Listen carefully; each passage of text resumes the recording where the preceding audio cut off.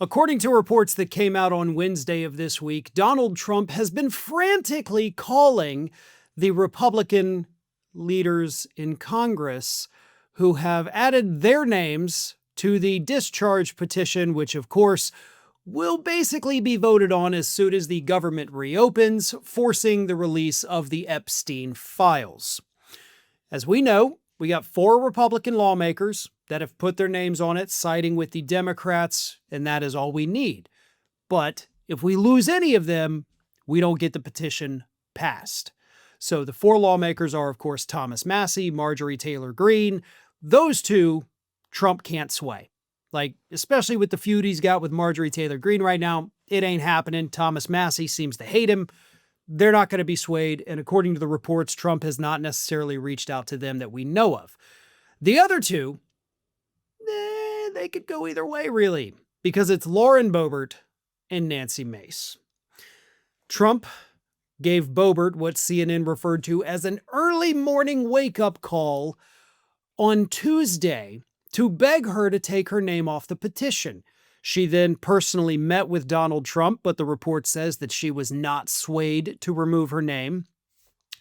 But the reason I emphasize that this happened on Tuesday is because we didn't even get these new Epstein emails till Wednesday, right?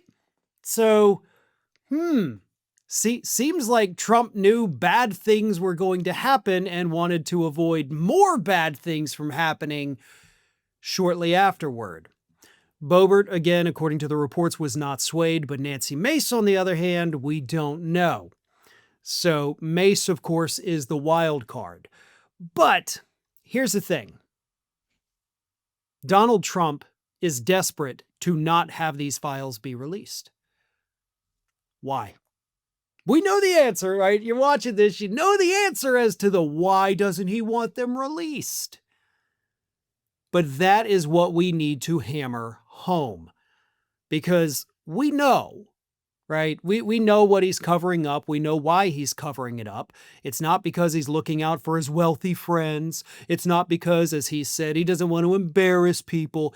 It's for himself. Every single thing Trump has done in his life is for himself. This particular instance is no different. And we got a glimpse of what's in there with those emails released on Wednesday. Basically, Trump knew everything that was happening, appeared to be friends with Epstein longer than what Trump and Epstein had originally claimed, and he spent hours with one of the women in Epstein's own home. But Caroline Leavitt, of course, she's out there telling us that, no, Trump calling these lawmakers is literally what transparency is all about. Here's what Caroline Leavitt said. That's a defining factor of transparency, having discussions with members of Congress about various issues. What? What does that even... Do you not know what transparency means? Like, clearly you don't. I mean, I know Caroline Leavitt's not a smart person, obviously, but she doesn't even know the definition of the word transparency. Transparency, Caroline, let me lay this out for you, would be releasing all the Epstein files, okay? When we're talking about transparency as it relates to the Epstein files, the only way to have transparency is to release them to the public and say, here is every unredacted thing that y'all need to know. That's the only way to have transparency on this issue. Begging Lauren Boebert and Nancy Mace to not release the files is actually the opposite of transparency. It's a cover-up.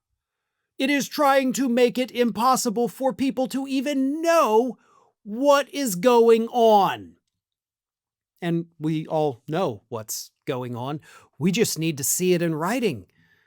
That's what we're all waiting for at this point.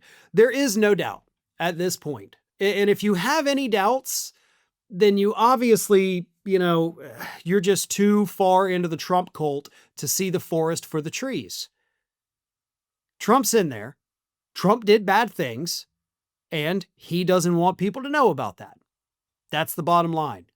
You want to prove me wrong? You want me to say I shouldn't have said that? Then release the files and prove me wrong, and I will gladly come and do a video saying, hey, I was wrong about Trump and the Epstein files. I'm not even saying that he necessarily did anything with the women, but he clearly did some bad things he doesn't want us to know about.